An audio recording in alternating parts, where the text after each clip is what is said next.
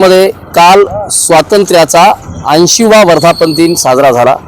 परंतु हा 80वा वर्धापन दिन खरंच जनतेच्या समस्या सोडून साजरा झाला काय, असंच एक विदारक चित्र तुम्हाला दाखवणार आहोत आम्ही। हिंगोलीच्या जिल्हाधिकारी कार्यालयासमोर उभा आहे। हिंगोली जिल्ह्याचे पालकमंत्री तथा झेंडा म्हणून चर्चेत असलेले नरहरी झिरवाळ हे काल आले होते। त्यातच काल राज्यसभेचे नवनिर्वाचित एक खासदार झालेले आहेत, वडकुते काहीतरी नाव आहे त्यांचं, वडकुते हे सुद्धा या ठिकाणी आले होते। परत शिंदे गटात प्रवेश केलेले नवीनच खासदार आष्टीकर हे सुद्धा आले होते काल इथे। परंतु या ठिकाणी मान आणि सन्मानासाठी त्यांच्यामध्येच वाद झाल्याच्या चर्चा आणि बातम्या आता सोशल मीडियावर संपूर्णतः व्हायरल होत आहे। त्यामुळे आता सध्याची परिस्थिती आहे तुम्हाला आम्ही दाखवणार आहोत। काल या जिल्हाधिकारी कार्यालयासमोर उपोषणाची जत्रा भरली होती आणि खरंच या जत्रेकड या सर्वच नेत्यांनी किंवा जिल्हा प्रशासनाने दखल घेतली का, जाणार आहोत आपण थेट उपोषणकर्त्याकडे। माझ्यासोबत या ठिकाणी काही उपोषणकर्ते आहेत, आपण जाणून घेणार आहोत या उपोषणकर्त्याच्या खरंच मागण्या मान्य झाल्या का। काल जे काही विदारक चित्र आपल्या जिल्हाधिकारी कार्यालयामध्ये घडलं, हे जिल्हाधिकारी कार्यालयामध्ये मान आणि सन्मानासाठी प्रतिष्ठित नेत्यांनी वाद उभा केला, हे संपूर्ण जे आहे ते विदारक चित्र आपल्याला बातम्याच्या माध्यमातून सर्व महाराष्ट्राला दिसलंच असेल। परंतु आता आम्ही या ठिकाणी तुम्हाला दाखवणार आहोत की या ठिकाणी कालपासून जे आहे ते जवळपास संपूर्ण जे आहे ती उपोषणाची पेंडॉलची या ठिकाणी गर्दी जमलेली होती, बॅरिकेड्स लावलेली होती संपूर्ण। या ठिकाणी जे आहे ते हे जे आहे ते संपूर्ण प्रहार संघटनेच्या वतीनं हे अपंगाचं उपोषण चालू आहे। हे संपूर्ण जे आहे ते अपंग बांधव होत बसलेले।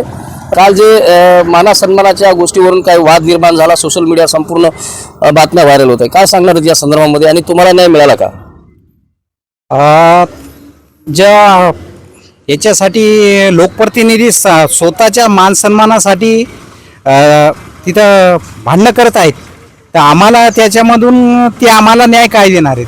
फक्त आमचं मतदानापुरते ते आमच्याकडे येतात, आमच्या जरा वरवर करतात आणि मतदान झाल्यानंतर त्यांना दिव्यांग दिसत नाही किंवा भेट देत नाहीत। सर गाडीत येतात एसीमध्ये आणि एसीमध्ये निघून जातात।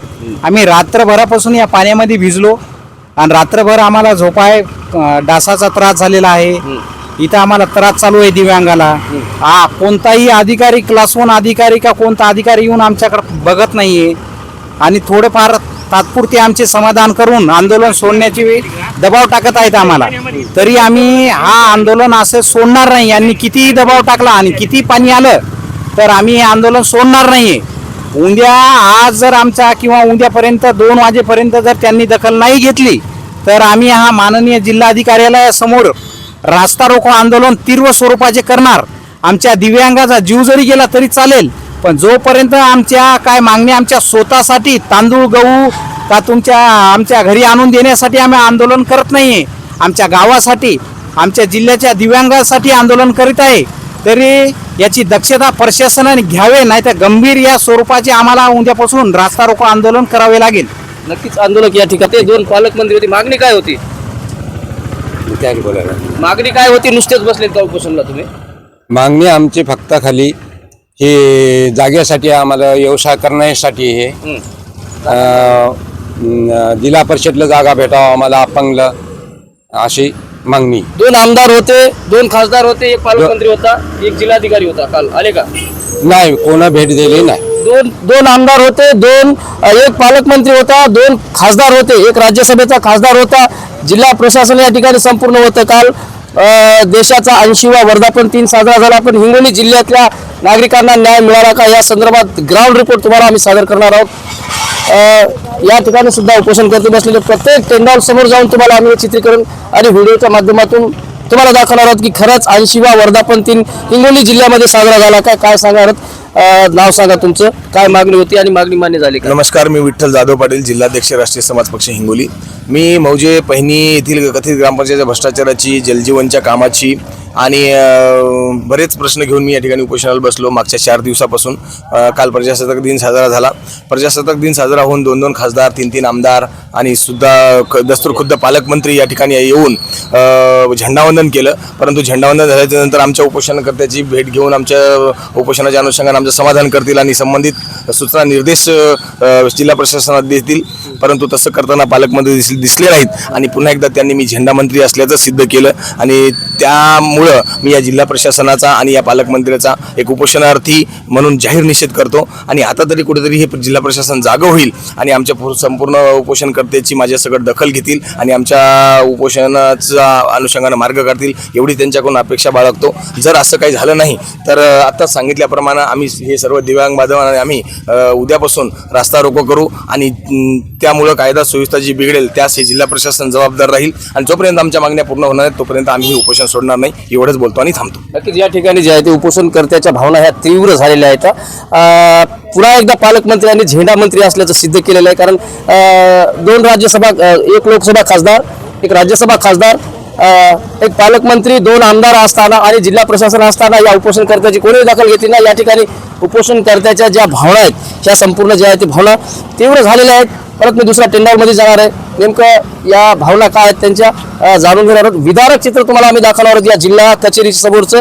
नेमकं काय एकंदरीत 14 ते 15 टेंडाल आहेत. या टेंडालच्या नागरिकांना न्याय मिळाला का बघू शकता आपण. ही जी परिस्थिती आहे या जिल्हाधिकारी कार्यालयासमोरची परिस्थिती बघा. ही जी व्यक्ती आहे ही आपल्या न्याय हक्कासाठी बसलेली आहे. काय मागणी आहे आणि काय नाही बघा. याच्या पाठीमागे जर बघा आहे ही नाली आहे आणि या नालीच्या एकूण हे जे उपोषणकर्ते या ठिकाणी बसलेले आहेत यांची जी मागणी आहे हे बोराळवाडी तालुका जिल्हा हिंगोली येथील सार्वजनिक रस्त्यावर करण्यात आलेलं जे बांधकामाचं अतिक्रमण आहे अतिक्रमण काढण्यासाठी या नागरिकाची मागणी आहे. मामा काय मागणी होती आणि जिल्हा या ठिकाणी नागरिक आले का? 2 खासदार होते, 2 आमदार होते, जिल्हा प्रशासन होतं. मागणी मान्य झाली का आणि काय सांगणार तुम्ही? मागणी झालेली नाही. बर आले होते का तुमच्याकडे? नाही आले. मागणी काय? रस्ते बांधकाम केलेले, रस्ता मोकळा करून द्यायचा. पहिल्यांदा नाव सांगा, तुमचं गाव सांगा, मागणी सांगा. जगन संभाजी बाबळे, बोराळवाडी. रस्त्याची मागणी आमची रस्ता खुला करून द्यायचा. रस्त्यात बांधकाम केलेले आहे. आम्ही बांधकाम चालू असताना आम्हाला अडचण येऊ लागली. यानं बळजबरी बांधकाम केलं. मग काल 2 आमदार होते या जिल्ह्यामधले, 2 आमदार होते. 1 राज्यसभा खासदार होता, 1 लोकसभा खासदार होते, 1 पालकमंत्री होते. काय तुम्हाला कोणी येऊन भेटलं? नाही. जे आहे ते विदारक चित्र तुम्हाला आम्ही या जिल्हा कचेरी समोरचं दाखवत. याचं कारण आणि याचा उद्देश असा आहे की काल जिल्हा कचेरी समोर मान आणि सन्मानासाठी 2 लोकसभा खासदार, 1 झेंडा मंत्री म्हणून ओळख असलेले नरहरी झिरवाळ, दुसरे 2 आमदार, 1 राष्ट्रवादीचे आमदार, 1 शिंदे गटाचे आमदार या जिल्हा कचेरी कार्यालयामध्ये फक्त झेंडा उभारण्यासाठी आले होते. परंतु या जिल्ह्यातल्या नागरिकांच्या समस्या सुटल्यात काय? परत आम्ही जाणार आहोत. इकडे काही टेंडावर बसले आहेत, काय समस्या आहेत नागरिकांच्या जाणून घेणार आहोत. संपूर्ण टेंडावर समोर आपण जाऊया. झेंडा मंत्री म्हणून ओळख असलेले मंत्री या ठिकाणी होते आणि तुम्ही या ठिकाणी त्यांना निवेदन देण्यासाठी उभे होतात. काय घडलं काल? निवेदन पालकमंत्र्यांचं काम म्हणजे हिंगोली जिल्ह्यात 1% सुद्धा चांगलं नाही. का चांगलं नाही? कारण की आमचं निवेदन तर स्वीकारलंच नाही. कारण की त्यांचं एवढं तरी कर्तव्य होतं की त्याचं अटेन्शन असेल किंवा PA असेल. ठीक आहे बाबा, मला काही कालानंतर नाही जाणवणार, पण तू जा उपोषण स्थळी भेट दे, त्याचे प्रमुख मागण्या संदर्भात विचार घे, त्याच्या वरिष्ठ अधिकाऱ्यांशी आपण आज 2 मिनिटाची चर्चा घेऊ आणि त्या विषयावर मार्गी काढू. पण पालकमंत्री म्हणजे काय, गोरगरिबाच्या कष्टातून मिळालेल्या पैशातून खर्च करायला फक्त त्याला पालकमंत्री आहे आणि झेंडा वंदन करायपुरताच पालकमंत्री आहे, काम करायपुरता पालकमंत्री नाही. म्हणून देवेंद्र फडणवीस साहेबांनी त्या पालकमंत्र्याचा पण विचार करावा की असा आपण पालकमंत्री हिंगोली जिल्ह्याला का वंचित ठेवण्यासाठी दिलाय का प्रमुख विषयावर चर्चा करण्यासाठी दिलाय का? काही इथं दिव्यांगाचं साहित्य असेल, दिव्यांगाचं कुबड्या वाटप असेल किंवा दिव्यांगाचे विविध योजना राबवण्याच्या असतील, अशा चर्चा तर पालकमंत्री करत नाही हो. पण साधे यांना खालचे जे जिल्हाधिकारी असतील, खालचे जे त्यांचे कर्मचारी असतील यांना सूचना पण साधे द्यायला तयार नाहीत. हे म्हणजे पालकमंत्री म्हणायला तरी आम्हाला लाज वाटते. म्हणून या पालकमंत्र्याने हिंगोली जिल्ह्यात येण्याच्या अगोदर त्याचाच विचार करावा की आपण करायला लोक आहे ना, आपण हवत काय. हे पालकमंत्री म्हणण्याजोगते यांचे लायकी सुद्धा नाही. कारण की एक आज रोजी ज्याला हात नाही पाय नाही, ज्याला खायला अन्न नाही, असे लोक उपोषणाला बसतात. कारण की त्याचा आवडता छंद कोणता, अन्नत्याग उपोषण. कारण त्याला पहिलंच अन्न नाही ना, म्हणून अन्नत्याग उपोषण. म्हणून या पालकमंत्र्याने जरी नाही दखल घेतली तर जिल्हाधिकारी महोदयाला काय झालं दखल घ्यायला. जिल्हाधिकारी महोदय काय वरनिस्ता कॅबिन मध्ये बसायला आहे का, तो आमचा नौकर आहे ना, तर त्यानं नोकरासारखं राहून त्याचं काम करायचं ना. आज रोजी मान सन्मान आहे का जिल्ह्यात त्यांचे, का एखाद्या दिव्यांगाला नाही दिलाय. फक्त बोलाची कडी बोलाचा बाद. जे दिव्यांग ऐकतोय त्याला जवळ बोलवायचं, आम्ही हे करतोय ते करतोय. केलं काय ते म्हणतात आम्हाला लेखी पुरावे द्या या संदर्भात किंवा एखाद्या मागणी संदर्भात. मग तू कशाला बसलाय दिसतं, लेखी पुरावे तुला द्यायचे तर तू बसलाय कशाला. तुझ्याकडे केंद्र सरकारचे आणि महाराष्ट्र सरकारचे GR नाहीत का, परिपत्रक नाहीत का, त्याची अंमलबजावणी कर ना. पदाचा दुरुपयोग करू नको, पदाचा वापर कर. गोरगरिबासाठी लढ, दिव्यांगासाठी लढ, विधवा महिलांसाठी लढ. आणि महाराष्ट्र सरकार तर डायरेक्ट एखाद्या कंपनीला डायरेक्ट कॉन्ट्रॅक्ट देऊन गोरगरिबाचे नुसकानच करायला बसल्यात. म्हणून कुठेतरी न्याय हक्क मिळाला पाहिजे, समान हक्क असला पाहिजे. स्वतंत्र देश आपण जसा जाहीरपणे सांगून झेंडावंदन करतो तसं स्वतंत्र देशामध्ये झेंडावंदनच्या दिवशी उपोषण नसायलाच पाहिजे. तेव्हाच स्वतंत्र देश आहे. स्वतंत्र देश म्हणता कोणी आधारित. नक्कीच या ठिकाणी देशाला स्वातंत्र्य मिळालं, पण या उपोषणकर्त्याचा तीव्र संताप आहे. देशाला स्वातंत्र्य मिळालं नाही, कारण आजही स्वातंत्र्य दिनाच्या दिवशी या ठिकाणी 15-20 टेंडर लागत असेल तर इथला प्रशासकीय अधिकारी, प्रशासकीय कचेरीचा मेन ज्याला बॉस म्हणतो जिल्हाधिकारी, याच्यावर सुद्धा या ठिकाणी उपोषणकर्त्यांनी रोष व्यक्त केलेला आहे, संताप व्यक्त केलेला आहे. परत एक आपल्यासोबत आणखी काही हे उपोषणकर्ते आहेत. रात्री पाऊस सुरू झाला, कशा पद्धतीचा या ठिकाणी सामना केला तुम्ही. साहेब या ठिकाणी पावसाचं तर लयच अवघड झालंय. आम्ही या ठिकाणी उपोषणाला बसलो 14 तारखेपासून. या ठिकाणी असं कापड लावून बसावं लागलं आम्हाला रात्रीचं.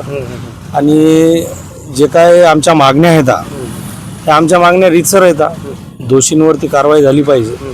या ठिकाणी ॲट्रॉसिटी ॲक्ट कायद्यामध्ये एक पीडित कुटुंब आहे, त्या पीडित कुटुंबाचं जे अर्थसहाय्य रोखलंय त्यांचं देण्यात नाही आलं की त्या कुटुंबाला न्याय मिळाला पाहिजे. कळमनुरी नगरपालिकेला देण्यात आला होता मातंग समाजाच्या स्मशानभूमीचं काम चांगल्या पद्धतीने होण्याकरिता, आणि त्या ठिकाणी ज्या काही मूलभूत सुविधा राहतील त्या सुविधा पूर्ण करण्यासाठी त्या ठिकाणी तो जे निधी मिळाला त्या निधीचा पुरेपूर गैरवापर करून त्या ठिकाणी काम करण्यात आलेलं आहे. त्याच्यात त्या दोषींवरती, अधिकाऱ्यांवरती चौकशी करून त्यांच्यावर कारवाई व्हावी या मागणीसाठी आम्ही या ठिकाणी उपोषणाला बसलेलो आहोत. आता या ठिकाणी आपल्या हिंगोलीच्या वतीनं, आमच्या संघटनेच्या वतीने जे काही आंदोलन चालू आहे, या ठिकाणी आम्हाला जर न्याय मिळाला नाही तर आम्ही तीव्र स्वरूपात आंदोलन करण्याचा आमचा इशारा आहे. नक्कीच या ठिकाणी न्याय जर नाही मिळाला तर तीव्र स्वरूपाचं आंदोलन करण्याचा या ठिकाणी इशारा आहे. काल तुम्ही निवेदन घेऊन या ठिकाणी उभे होतात, काय घडलं आणि निवेदन स्वीकार. आता साहेब सांगायचं म्हणजे असं झालं की आम्ही लोक इथं सगळेच जण बसलेले आहेत, जिल्ह्यातले आपापल्या निवेदनं घेऊन या ठिकाणी उपोषण करत आहेत. पालकमंत्री साहेब आले, 3 वेळा इथून गाडी गेली आली पण ते काय थांबले नाहीत. म्हणजे नेमके काय साहेब आपल्या इथं काय झेंडा चढवायलाच येतात का काय हेच कळेल आम्हाला. बरोबर आहे, एक प्रोटोकॉल असतं, त्या प्रोटोकॉलनुसार त्यानं तरी करायला पाहिजे काम, की जिल्ह्यात 3 दिवसाचा तरी दौरा घ्यायला पाहिजे. जिल्ह्यात काय कामं चालू आहेत, जिल्ह्यातल्या मागण्या काय आहेत, त्या मागण्यावर चर्चा झाली पाहिजे. असं होतच नाही साहेब. कारण साहेब जेव्हापासून त्यांची निवड झाली या ठिकाणी येतात, झेंडा करतात, आपल्या पक्षाच्या लोकांशी चर्चा करतात आणि निघून जातात. आणि इतर जे लोक बसलेले आहेत त्यांची काय जी भावना आहे ती जाणून घेण्याचा प्रयत्न नाही केला त्यांनी. त्यामुळे आम्ही त्यांचा निषेध करत आहे. आणि आम्ही महाराष्ट्र राज्याचे मुख्यमंत्री सन्माननीय देवेंद्र फडणवीस साहेबांना विनंती करतो की अशा पालकमंत्र्याची हकालपट्टी करून जिल्ह्याला शोभल असा पालकमंत्री आम्हाला द्यावा. नक्कीच या ठिकाणी पालकमंत्र्याची हकालपट्टी झाली पाहिजे अशी या उपोषणकर्त्याची मागणी आहे. आणि लाज वाटते आम्हाला की आमच्या जिल्ह्याचा पालकमंत्री म्हणायला लाज वाटते, असं या ठिकाणी उपोषणकर्त्याच्या ज्या भावना आहेत, तीव्र भावना आहेत. या ठिकाणी उपोषणाला बसलो असून सदरील माझ्या ग्रामपंचायतीमध्ये मागील 10 वर्षात 20 ते 25 कोटी रुपयाचा घोटाळा आहे. त्यामध्ये अतिक्रमण आहे, अंगणवाडीमधील खेळणी आहेत, जलजीवन मिशन आहे, जलस्वराज आहे. तिथून नाही तर गावात प्रश्न ग्रामपंचायतच्या निधीमधून घेतलेले मेंबरनी बोर आहेत. अशा टोटल याची जवळपास 25 कोटी रुपयाची यांनी मालमत्ता, शासनीय मालमत्ता हडप केलेली आहे आणि स्वतःचे घरं भरून यांनी स्वतःचाच विकास केला. गावाचा विकास कुठलाही न केल्यामुळे मी या ठिकाणी उपोषणाला बसलो आहे. या ठिकाणी माझ्या 7 मागण्या आहेत. त्यामधली मुख्य प्रमुख मागणी म्हणजे संबंधित सर्व दोषींवर कारवाई करावी व त्यांच्या मालमत्तेचा जाहीर लिलाव करून गावाचा विकास करण्यात यावा. तर यामध्ये मी राज्य माहिती आयोग खंडपीठामार्फत यांना नोटीस देखील बजावली होती की बुवा कायदेशीर कारवाई करून योग्य त्या ठेकेदारावर आणि अधिकाऱ्यांवर कारवाई करण्यात यावी, पण यांनी कुठलीही कारवाई केलेली नाही आहे. म्हणून या ठिकाणी मला आज कलेक्टर ऑफिसला इथं उपोषणाला बसायचं आहे. जिल्हा अधिकारी, जिल्हा कार्यालय, जिल्हा दंडाधिकारी एक स्वतः जिल्हा सत्र न्यायालयाचा दर्जा असलेलं असे जिल्हा अधिकारी स्वतः आम्हाला म्हणतात की तुम्ही तुमचे पैशाने वकील लावा, आमच्याकडे कुठलाही मॅनपॉवर नाही का कुठलाही शासकीय पॉवर नाही, आम्ही कुठल्याही याच्यात काही करू शकत नाही. तर जिल्हा अधिकारी जर अशा आम्हाला सांगत असेल तर मग न्याय मागायचा कोणी साधारण सामान्य नागरिकांनी. जिल्हा अधिकारी म्हणजे हा एक हायकोर्टाचा जिल्हा सत्र न्यायालयाचा दर्जा आहे, स्वतः न्यायाधीश असल्यासारखा आहे. तो कुठलीही भूमिका ठोस घेऊ शकतो, कारवाई करू शकतो, कुठे जिथं म्हणलं तिथं सभा लावू शकतो. पण असा जिल्हा अधिकाऱ्याच्या कुठले आम्ही वारंवार त्याला लेखी निवेदनं दिली, सीओला दिले, यांना दिले, याशी यांची कुठली ठोक भूमिका आढळली नाही आम्हाला. त्यामुळे आम्ही आज या ठिकाणी आमरण उपोषणाला बसलो आहे. जोपर्यंत आमच्या मागण्या योग्य त्या रीतीने मान्य होत नाहीत तोपर्यंत आम्ही इथं बसून राहणार आहे. आणि यांनी दिशाभूल करण्याचा प्रयत्न केला तर आम्ही उद्या आझाद मैदान गाठण्याला मागे पुढं कमी पाहणार नाही आणि आयुक्तालाही घेरा घालण्याशिवाय आम्हाला पर्याय बी नाही आहे. काल पालकमंत्री मंत्री आले आणि त्याला कुठली लाज वाटत होती काय माहिती, काचं बंद करून निघून गेले. असला पालकमंत्री आपल्या हिंगोली जिल्ह्याला लाभला याचा आम्हाला खूप खंत आहे. कारण की हा पालकमंत्री शक्याच्या पलीकडला आहे. हा, कमीत कमी शक्य तरी लाजतील एक वेळेस, पण हे लाजत नाही आहेत लोक, कारण की यायला लाजच नाही राहिलेली कुठली. हा आला इथं 100-150 माणसाचं आमचं उपोषण होतं, यानं कुणाकडे लक्ष दिलं नाही, बघितलं नाही. हा फक्त माल, ताल, शराब, कबाब याच्यावर जोर मारतो, दुसरं कुठलं नाही. कारण की यांनी इथं येऊन 4 हॉटेलची उद्घाटन केली, पण इथले हे 3 दिवस झाले उपाशी बसलेले लोक यांच्याकडे कुठलंही लक्ष दिलेलं नाही, यांच्या व्यथा जाणून घेतल्या नाही, याचं काय म्हणणं हे जाणून घेतलेलं नाही. असा पालकमंत्री राबवून याच्या हातातून हा झेंडा फडक्या पालकमंत्री आणल्यापेक्षा एखाद्या शहीद जवानाच्या बापाच्या हाताने झेंडा फडकवला असता तर महाराष्ट्राला पुण्य लाभला असतं. याला झेंड्यापासून 10 फूट लांब ठेवून झेंडा गोमूत्राने साफ करायला पाहिजे होता. नक्कीच या ठिकाणी उपोषणकर्त्याच्या ज्या भावना आहेत, संतप्त भावना आहेत, त्या झेंड्यापासून पालकमंत्र्याला 10 फूट लांब ठेवायला पाहिजे होतं आणि शहीद जवानाच्या वडिलांना झेंडा चढवला असता तर बरोबर त्या झेंड्याला गोमूत्रानं साफ करायला पाहिजे अशी भावना या ठिकाणी एका उपोषणकर्त्यांनी संतप्त भावना दिलेली आहे. म्हणजे आता झेंड्याला गोमूत्रानं साफ करायला पाहिजे, कारण तो म्हणजे अपवित्र झालेला आहे. पवित्र करायचं झेंड्याला या ठिकाणी संतप्त भावना. काय सांगणार, काय मागणी आहे? सर, आमची मागणी आहे की आमच्या गावामध्ये जे काही भ्रष्टाचार, ग्रामपंचायत ब्राह्मणवाडा गाव येथे जो काही ग्रामपंचायतनं भ्रष्टाचार केलेला आहे, गावातील समस्या, गावातील जे काही विकास कामं सरकारने दिलेली होती ते काही कामे एकही परिपूर्ण झालेले नाहीत. कारण ग्रामसेवक आणि सरपंच यांनी दोघांनी मिळून सर्व पैसे ते आपल्या तिजोरीमध्ये भरलेले आहेत. कारण वरून निधी येतो आणि तो जातो कुठं हे आमच्या गावातील लोकांना काही माहीत नाही. आम्ही काही गावकऱ्यांनी ते सर्व निवेदन वगैरे देऊन जिल्हाधिकारी साहेब, CO साहेब यांना निवेदन देऊन आम्ही इथं उपोषणाला बसलो आहोत. कारण गावातील विकास कामं यांची सर्व त्यांनी दोघांनी पण जाऊन चौकशी करावी आणि अहवाल सादर करावा, यासाठी आपण आमरण उपोषणासाठी बसलेलो आहोत. काल पालकमंत्र्यांनी भेट दिली का? काल पालकमंत्री आलते, पण ते कुठं गेले, काय केलं त्यांचं काहीच नाही. पालकमंत्री आले, झेंडावंदन केला, ते त्यांच्यातच काहीतरी वाद झाले असे काहीतरी मीडियाद्वारे काल येत होतं. कारण पालकमंत्री आले आणि कुठून गेले आणि कधी गेले याचं काही माहीतच नाही. कारण इतर जिल्ह्याचे जे काही पालकमंत्री आहेत ते तेथील उपोषणकर्त्यांना भेट देऊनच जातात असं आम्हाला माहिती आहे. आमच्या माहितीनुसार आम्हाला माहिती आहे. कारण आपल्या जिल्ह्याचे पालकमंत्री हे आले आणि त्यांनी त्यांच्यातच चर्चा केली आणि ते निघून गेले. असे पालकमंत्री भेटूनही आपल्याला काही फायदा नाही आहे. कारण इतर जिल्ह्याचे पालकमंत्री भेट देतात आणि जातात.